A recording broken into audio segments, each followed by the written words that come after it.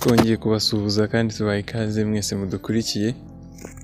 Uyu mwanya kuri ino channel yacu ya Staro Technology dushimiye cyane abantu badahwema kutugaragariza ko batuba hafi, bareba ibiganiro byacu, haba batera commentaire mugenda mushyiraho, turabishima cyane, haba bakora like, aba sharing ibiganiro byacu nabyo tujya tubibona, turabashimiye cyane. Natwe rero niyo mpamvu nta kubatenguha n'ubundi mukomeza kudutera imbaraga, ari nayo mpamvu tugerageza uko dushoboye tukareba amakuru ahugura cyangwa se yigisha ku bigendanye na cryptocurrency, tunareba cyane kuri Pi network. Ari na mpamvu uyu munsi twabateguriye ikiganiro gikusanyije bimwe mu bintu byagaragaye ko bifite uruhare cyane cyangwa akamaro ka security sacco. Abantu benshi bazi ko security sacco akamaro ka yari idufasha mu mutekano, cycle de sécurité, ko idufasha mu mutekano wa konti zacu, wenda se ko umuntu ashobora kuzagira cyangwa akabura password, nta bundi buryo bwo kurikavaringa, bikaba byamufasha binyuze mu bantu yashyize muri security sacco. Ariko mu by'ukuri nkuko tubibona hano kuri ino foto cyangwa no ku mafoto yose ari bugenda acaho, biragaragaza yuko security sacco ntago ari ako kamaro konyine ifite. Ifoto ya mbere hano, nujya ku mininga session yawe irangiye, uraza gusanga bakubwira ngo as a contributor you help secure the Pi transaction history by setting up your security sacco. In return, you are rewarded in Pi with a higher earning rate. Thank you for being a contributor. Nk'aba barakubwiye ko contributor urimo urafasha muri transactions za Pi, ubibafashijemo no gukora security sacco. Icyo ni cyambere turakivugaho neza. Harahandi hano hari kuri no foto yindi handitse mine by confirming sacco. Iyi ni ya kabiri. Hakazana hano kuri contributor build the security graph. Hakaza hano hasi you are now mining. Hakaza no kuri iyi ya nyuma mine by confirming sacco. Aya ni amafoto byibura yabashe gukusanywa kugira ngo abe ariyo tugenderaho, abe ariyo twireferaho mu kugerageza gusobanura ibyo bintu, cyane cyane twibanda ku kamaro ka security sacco. Tubashe kureba security sacco itumariye iki muri no mining ya Pi network. Tukurikije ibyo tubona muri ano mafoto, biragaragaza yuko security sacco muri Pi network ari akantu kadufasha cyangwa se gatanga ubufasha muri Pi nodes. Ubwo nituvuga Pi nodes biraza kumvikana ko dusangamo aba miners ahanini, kuko nibo turimo turamayiningisha nyine amatelefone iki. Twarabisobanuye bihagije ama nodes muri cryptocurrency. Kwifasha ama nodes ya Pi mu kuvalidating ama transactions ndetse no kwishyiramo uruhare mu mutekano wa blockchain ya Pi network. Mu busanzwe security sacco muri Pi network twavuga ko igira imimaro ibiri. Umumaro wa mbere turaza kugira nkaho ari internal, umumaro wa kabiri tugire nkaho ari external.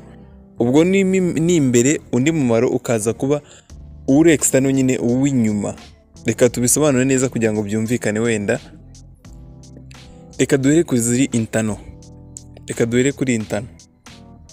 Internal no turi buze gusangamo, tubigabanyije gutyo turaza gusangamo ko akamaro k'iyi security sacco ari ugufasha ama nodes muri network ya Pi, ari ugufasha ama nodes mu kuvalidatinga ama transactions muri blockchain ya Pi, ndetse no gufasha cyangwa gutanga umusada mu mutekano wa Pi network. Izi terime ni ukujya munyihanganira kuzivuga gutya.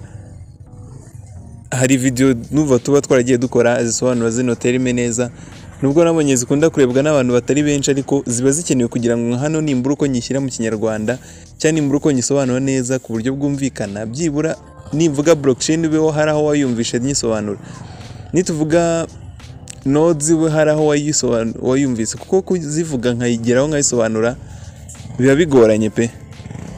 Niyo mpamvu tugenda dukora izo video kugira ngo byibura tugende twiyibutsa.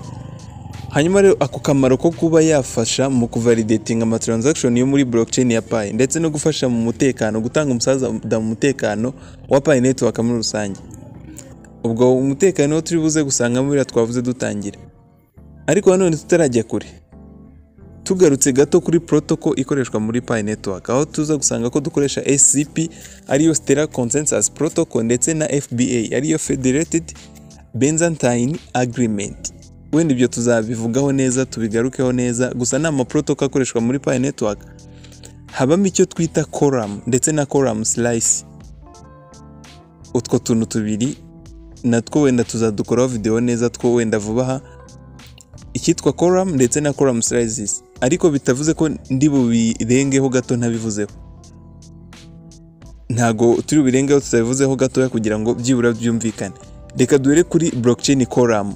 Ubwo niyo quorum nyine navugaga, nuko nongeye blockchain kubera ko n'ubundi ibiri no hano muri blockchain network. Blockchain quorum rero ni umubare w'amanodes akenewe muri network runaka kugira ngo bakonfirme ndetse banavalidating buri transaction iri muri block runaka. Blockchain quorum ni umubare w'amanodes akenewe muri network cyangwa muri block runaka iri muri iyo network kugira ngo bakonfirme ndetse banavalidating buri transaction. Hanyuma blockchain slices ni nk'agace cyangwa elema zigize iya quorum twavugaga, cyangwa se uyifate nka subset mu mibare, kumwe baca ibizeru bagashyiramo akantu nyine utuelema tw'iyo set.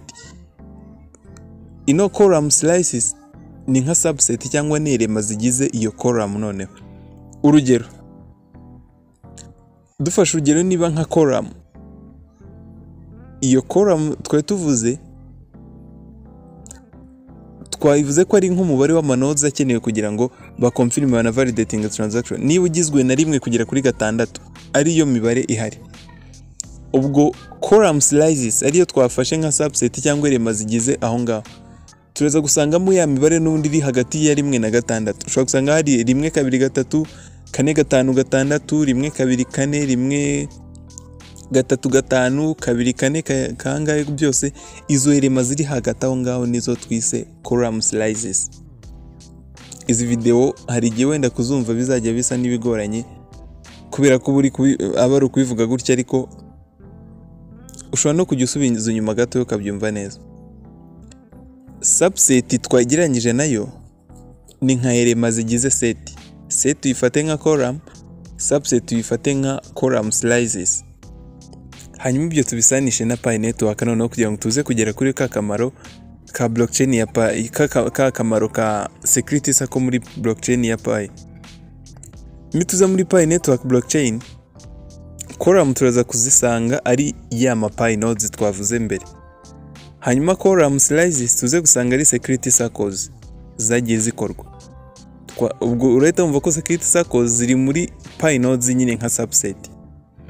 Reka twongere turebe kuri zino subset twavugaga. Twavuze 1 2 3 4 5 6 1 2 4 1 3 4. Nujya gukora izo subset zose ushobora gusanga zigeze nko mu ma subset 100 kandi twatanze imibare 6 gusa.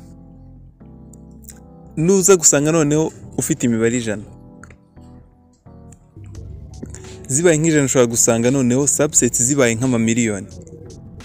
Ngira ngo birumvikana. Uko niko no muri Pi nodes noneho biba bimeze. Iyo hongeyemo security sako noneho yiyongeyemo, bituma biba bitoroshye cyane ko umuntu wari wese ya hacking yo blockchain. Kugira ngo byumvikane neza, ndagira ngo twimagine noneho niba bishobora gufata nk'ama subset agera mu mamiliyoni kugira ngo ukore uzuze nyine set y'ijana, imibare 100. Wite bibaza no subset uzabona mu gihe ugiye gusolvinga set ya miliyoni zirenga 35 z'abantu ba mining Pi. Tubishyize muri iyo sanse nyine ya Pi Network, nta nubwo wabitekereza nyine ni byinshi cyane pe, ni byinshi cyane. Niyo mpamvu twavuze yuko bigoye cyane ko wahakinga blockchain ya Pi Network, bitewe nako kantu ka security sako ubwako biragoye cyane ko wahakinga blockchain ya Pi Network. Twibuke ko muri blockchain, muri video nk'ebyiri zihise ndumva ariho twabivuze cyane dusobanura cyane blockchain. Twibuke ko muri blockchain buri gihe uko transaction ikozwe hakenera amanodes runaka kugira ngo confirme iyo transaction mbere yuko yongerwa kuri block, kugira ngo iyo transaction yongerwe kuri block igezweho. Izo nodes rero zikenerwa nizo twise Coran. Nk'abantu bajya bakoresha ama cryptocurrency cyane bishyura ibintu cyangwa boherezanya amafaranga barabizi. Kano kantu tugiye kuvuga, hari igihe wohereza nk'amatron, TRX cyangwa se USDT cyangwa n'izindi coin, ukabona ahantu harimo ngo confirmations runaka zigomba kubanza kuba confirmed. Network zimwe na zimwe hari ubwo ushobora gusanga zifite confirmations nk'icumi, 15, 20 zanarenga, zishobora no kurenga izo confirmation, birashoboka. Ariko reka tuvuge ko wenda network runaka hakenewe confirmation 10. Hanyuma dushingiye kuri no Stellar Network Protocol, aho kugira ngo hategerezwe iyo quorum nyine y'izo confirmation 10 zose, subset iri muri iyo quorum ariyo twise ya quorum slices ishobora gukonfirma ndetse ikana processing your transactions bitabaye ngombwa kutegereza za confirmation 10 zose. Bivuze ngo quorum slices ishobora guprocessinga hagati ya 33% ndetse na 66% bya quorum. Ubwo no kuvuga nodes confirmation nk'eshatu kuri esheshatu ishobora kuziprocessinga byihuse yifashishije security sako, bitabaye ngombwa ko hategerezwa za nodes 10 zose kugira ngo zikore confirmation kuri ya transaction yakozwe. Uko niko rero transaction ishobora kwihuta muri blockchain ya Pi, kubera ko niba transaction zikenewe ari 10, wenda ziri bukorwe mu masegonda 10, izo transaction 10 zose kugira ngo zibe zimaze gukorwa, bikaba noneho byatuma wa mwanya ugabanuka ukava ku masegonda 10 ukagera ku masegonda hagati ya 3 na 6, bitewe n'izo nodes 3 kuri 6 zahise zibikora vuba vuba. Niba ubwo birumvikana ko bishobora kuhita biva kuri ya masegonda 10 bikagera ku masegonda noneho hagati ya 3 na 6, hifashishijwe iyo column slices, transaction gate ikorwa vuba vuba ikaba processed. So nkuko twavuze muri post y'ubushize tuvuga uburyo zino telefone n'ubundi zikoreshwa muri mining atari zo zagenewe mining, ahubwo hari ama mining rig aba yaragenewe gukora mining. Izi ni nk'ama assist. Zino telefone ukoresha muri mining zifatwa nk'ama subnodes, ntabwo ari nodes nzima, cyangwa se icyo twakwita nka mini nodes niko twazita. Zitanga support nyine ariko atari zo zagenewe mining neza, kubera yuko urabona ko bisaba n'inkunga ya security sako. Ino security sako ni ifasha kugira ngo yasise cyangwa se ihe ubufasha nodes za nyazo za Pi nodes, hifashishijwe icyo twabonye nka trust graph ikenerwa muri algorithm ya Pi kugira ngo validating ama transactions ari muri block runaka, ndetse inatanga umusanzu muri wa mutekano twakomeje kuvuga muri network. Iyo ya parity ya mbere muri internal function, reka noneho turebe muri external functions. Blockchain ino security sako ifasha gute noneho mu rwego rwa external functions, cyangwa mu mimaro iri external noneho inyuma gatoya.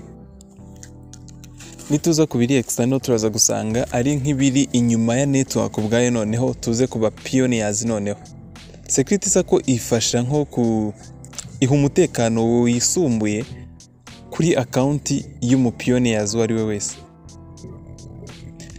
Nk'urugero, hari nk'igihe byeze kuvugwa yuko igihe runaka kizagera account za Pi zidafite security sako yuzuye 100%, zigafatwa nk'aho ari fake cyangwa se ari amabot account cyangwa se account nyine ziri inactive zitagikoreshwa, kubera yuko account yose idafite security sako yuzuye ngo ibiri 100%, ntago ibiri gutanga umusanzu ku mutekano wa network, ahubwo ibirimo iraca intege cyangwa se isubiza hasi umutekano wa network muri rusange.